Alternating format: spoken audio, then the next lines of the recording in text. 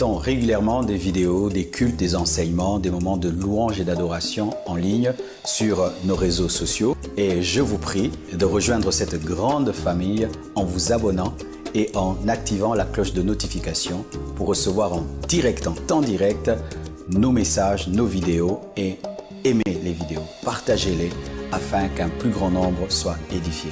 Que Dieu vous bénisse. Amen. Merci Chorale, bien habillé, que Dieu vous bénisse et que Dieu bénisse la maman qui a offert tout ça, n'est-ce pas? C'est une seule maman de l'église qui a tout acheté. Là où vous êtes maman, soyez bénis. Merci Chorale. Les chorales maintenant sortent, vous à droite et à gauche, toujours. Amen. Il ne faut plus passer derrière le prédicateur. Acclamons le Seigneur.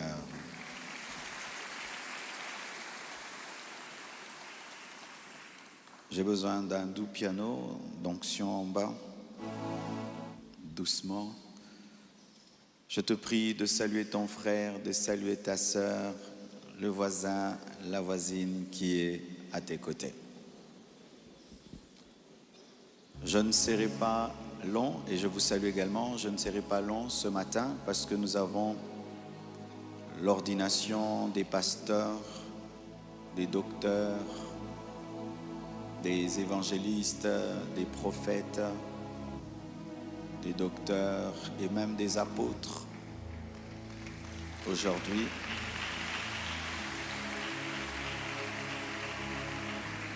Aussi, nous allons aussi faire la reconnaissance des pasteurs assistants.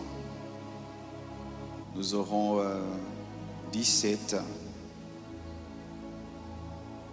pasteurs principaux et 18 pasteurs assistants. Nous n'aurons pas de diacres aujourd'hui, donc nous aurons 17 et 18 pasteurs, 17 pasteurs principaux et 18 pasteurs assistants. Nous donnerons leur nom à la fin. Aussi les églises qui les envoient, certains c'est l'église de Limete, d'autres Lubumbashi, Douala et Mwanda, Bandundu, Bruxelles. Nous allons donner ces détails, mais pendant quelques temps, nous allons partager la base biblique et puis nous allons prier et Dieu va toucher les consacrés, mais ensuite des choses vont se passer en bas. Amen. Souvent, les Congolais aiment dire droit de l'œil. S'il passe à un endroit, il n'était pas dans le business, mais vous partagez l'argent, il dit droit de l'œil. Et ainsi aussi, tu auras les droits de l'œil.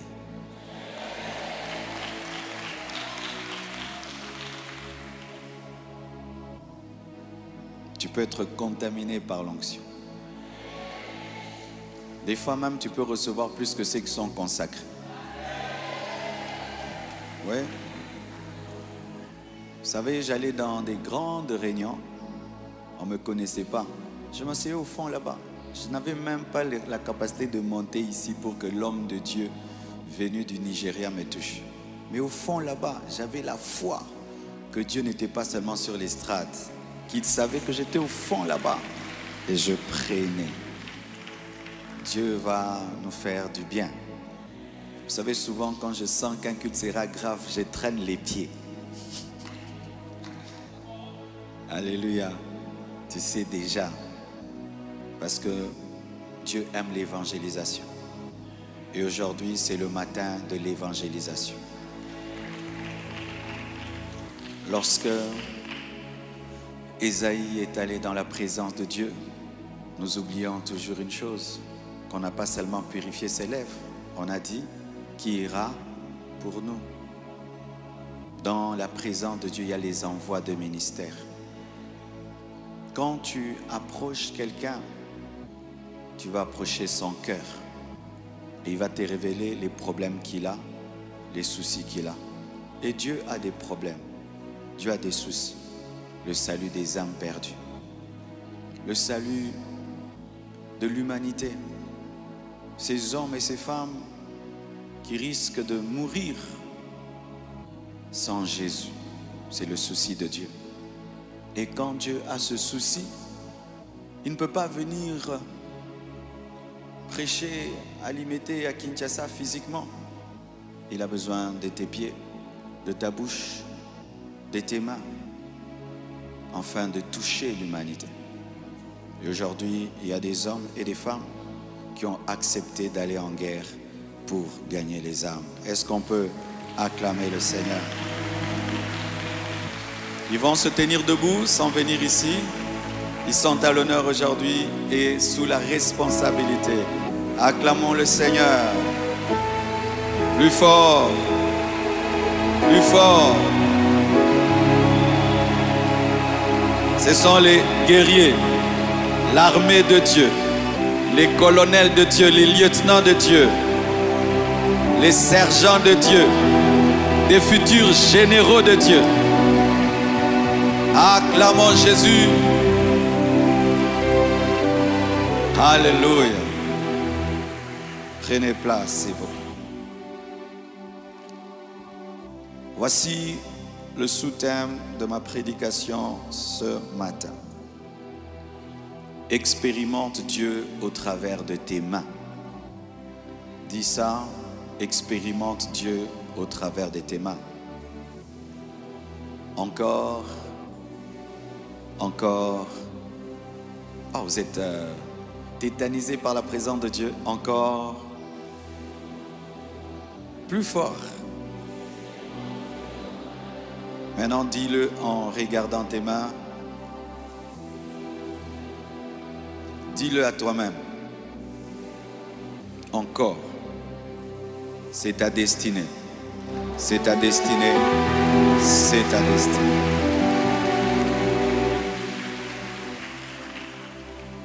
Les mains, dans la Bible, symbolisent la vie,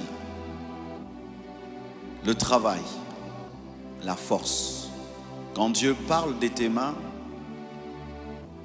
sur le plan spirituel, c'est ta vie, c'est ta force, c'est ton travail. Ainsi, les mains sont toi. Il n'y a pas d'un côté ta vie et d'un autre côté ta main. Tout ce que ta main fait influence ta vie. Tout ce que ta main est influence ta vie. Si je vole avec ma main, tout mon corps finit en prison. Mais c'est ma main qui a volé. Mais tout mon corps se retrouve en prison parce que ma main, c'est moi. Si je tape quelqu'un avec ma main, on va dire que je suis violent, que mon âme est violente. Mais c'est sa main, ma main qui a touché. Lorsque tu touches une femme, un homme avec impureté, avec ta main, on va dire que tu es impudique. Tout en toi est impudicité.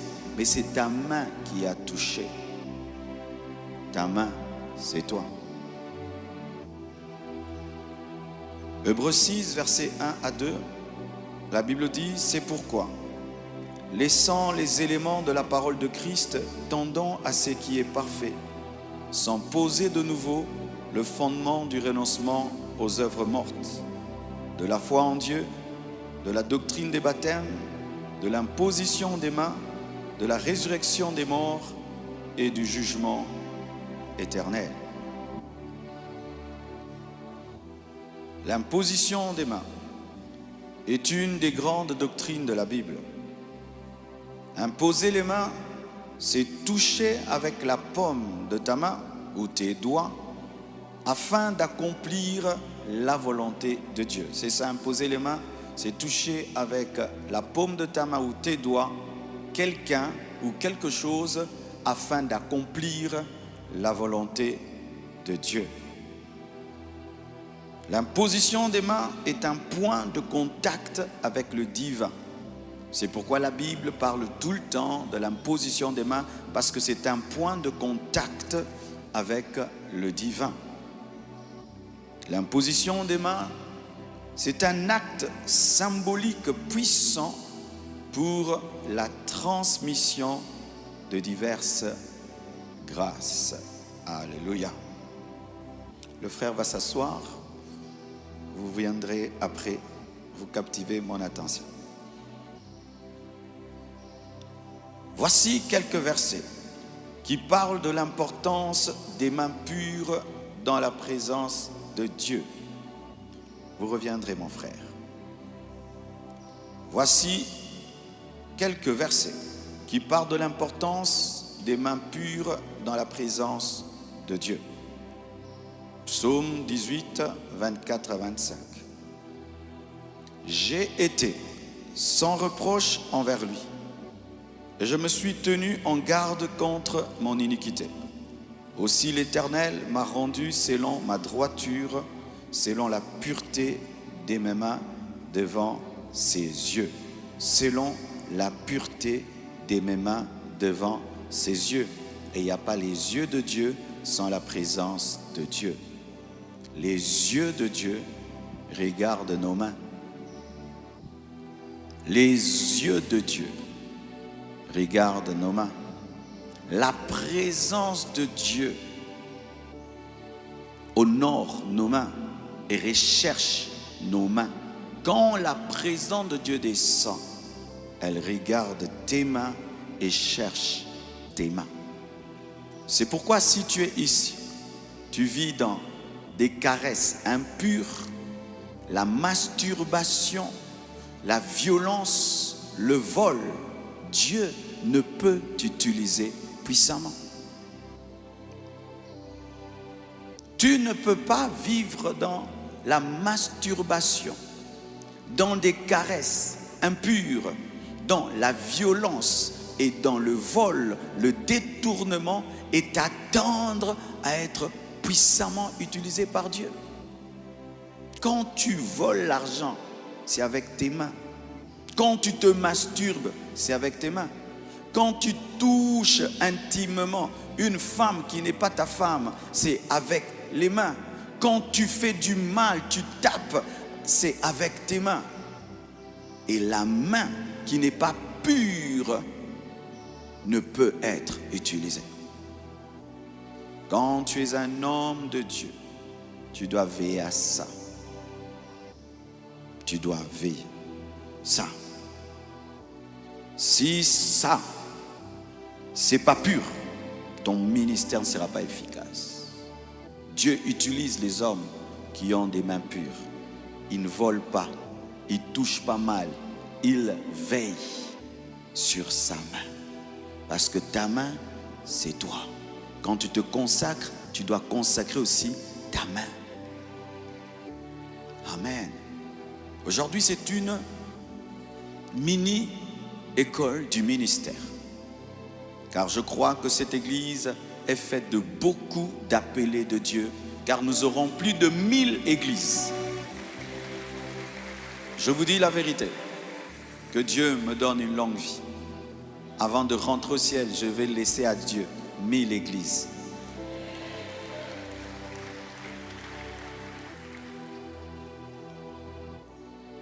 Un Timothée 2, verset 8, la Bible dit: je veux donc que les hommes prient en tout lieu, en élevant les mains pures, sans colère ni mauvaise pensée.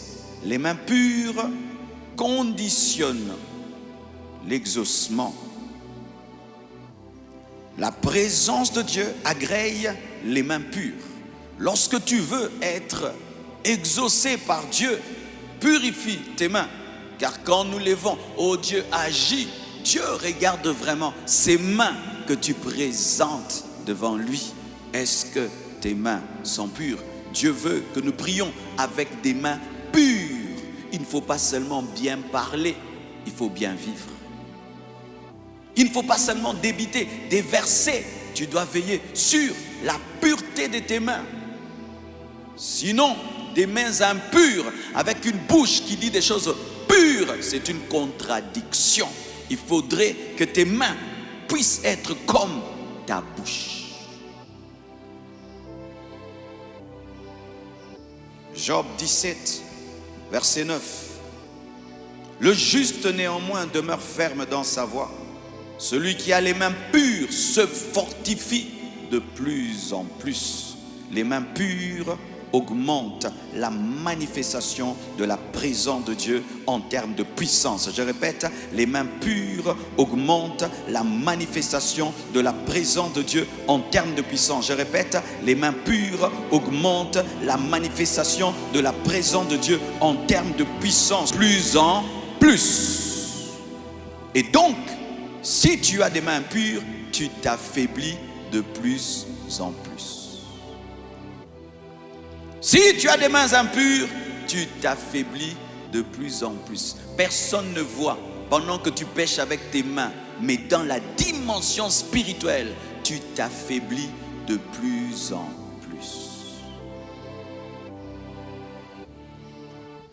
Et ce verset, je l'aime beaucoup. La Bible dit ceci. Job 22, verset 30.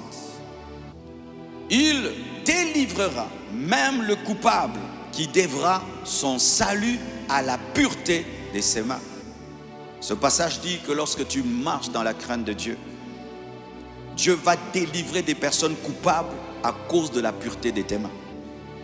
Tu imposes les mains à quelqu'un, il est dans le péché, mais comme toi tu vis dans la crainte de Dieu, au travers de toi et de tes mains, Dieu le délivre. Mais c'est ce qui arrive souvent. Tu pries comme ça, quelqu'un est dans le péché, mais Dieu le délivre. Pourquoi? Parce que tes mains sont pures. Purifie tes mains et tes mains vont devenir des instruments efficaces. Des instruments efficaces. Le coupable devra son salut par la pureté de tes mains. Tu béniras et il sera béni. Tu imposeras et Dieu le touchera. Et je prie que ce matin, Dieu utilise mes mains pour plusieurs personnes. Je lui présente mes mains, je lui consacre mes mains, je prends mes mains, je les dépose au ciel et je prie que Dieu les utilise pour libérer, pour guérir, pour délivrer, pour impacter au nom de Jésus. Pourquoi on impose les mains? Premièrement, dans la Bible, c'est pour transférer les péchés du peuple sur un animal pour le sacrifice et la purification du peuple. Lévitique 16, versets 21 à 22. Aaron posera ses deux mains sur la tête du bouc vivant et il confessera sur lui toutes les iniquités des enfants d'Israël et toutes les transgressions par lesquelles ils ont péché. Il les mettra sur la tête du bouc, puis il le chassera dans le désert à l'aide d'un homme qui aura cette charge. Le bouc emportera sur lui toutes leurs iniquités. Dans une terre désolée, il sera chassé dans le désert. Il y a un peu d'écho, s'il vous plaît. Dans l'Ancien Testament, lorsqu'on voulait purifier le peuple, on cherchait un animal. Et le souverain sacrificateur lui imposait les mains. Et par cette imposition des mains, il y avait un transfert du péché du peuple sur l'animal.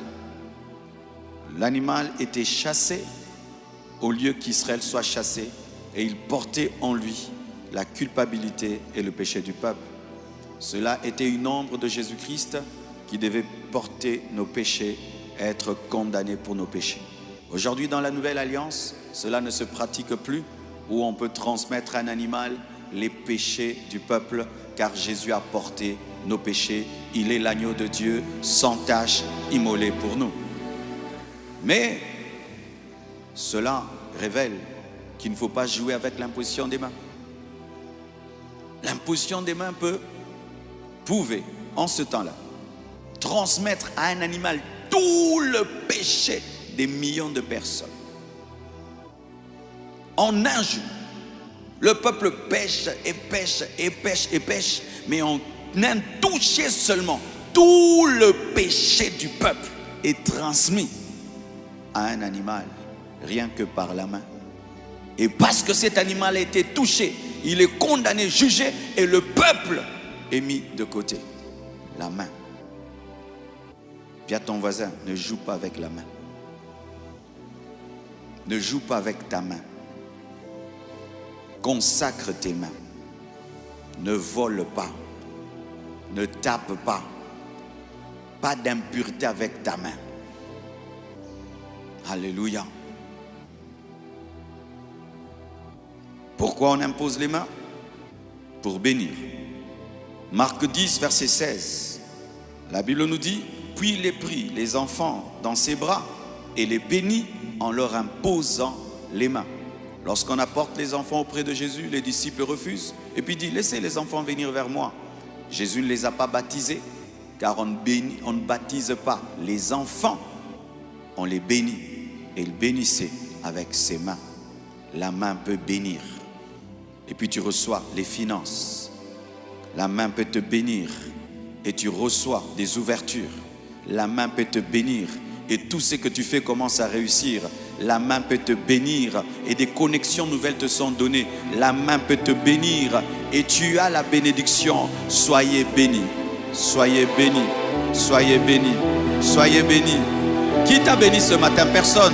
Je suis le premier à te bénir. Sois béni, sois béni spirituellement, matériellement, financièrement, socialement, intellectuellement, psychiquement, dans tous les domaines, à tous égards.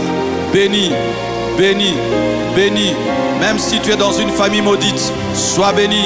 Même si on t'a maudit, sois béni. Ce qui ne marchait pas est béni. Ce qui était bloqué est béni. Ce qui était bloqué est béni. Ce qui était sec est béni. Stérile, sois béni. Pauvre, sois béni. Malade, sois béni. Sois béni. À gauche, béni. Au nord, béni. Au sud, béni. À l'est, béni. À l'ouest, béni. À tous égards, béni. Ton départ, béni. Ton arrivée, béni. Ton retour, béni. Béni dans la ville, béni dans le champ, béni à tous égards, béni, vous êtes bénis. Prends tes mains, mets sur ta tête, tu es béni, tu es béni. Aujourd'hui nous sommes venus expérimenter la puissance des mains. Nous allons beaucoup utiliser les mains aujourd'hui. Tu es béni. Oh, acclame le Seigneur.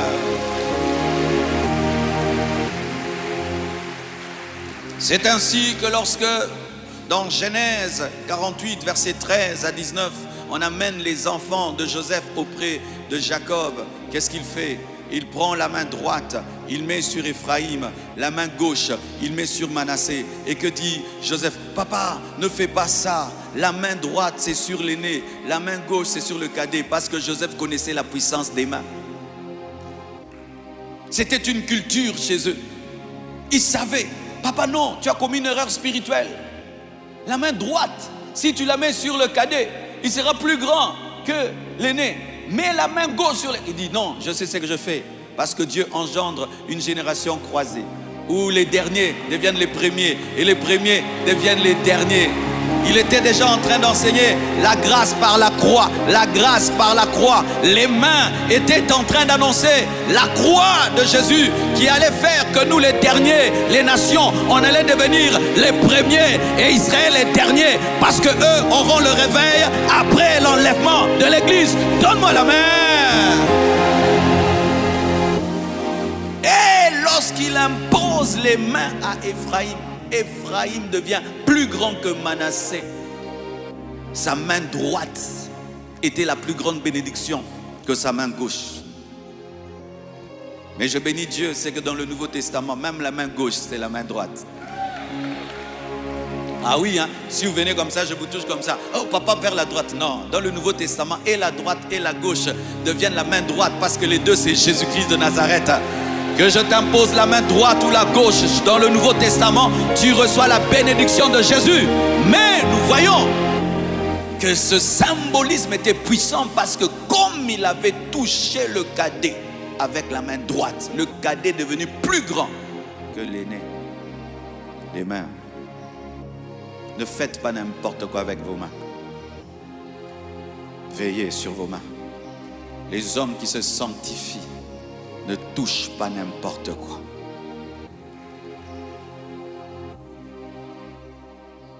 Pour l'acquisition de la sagesse.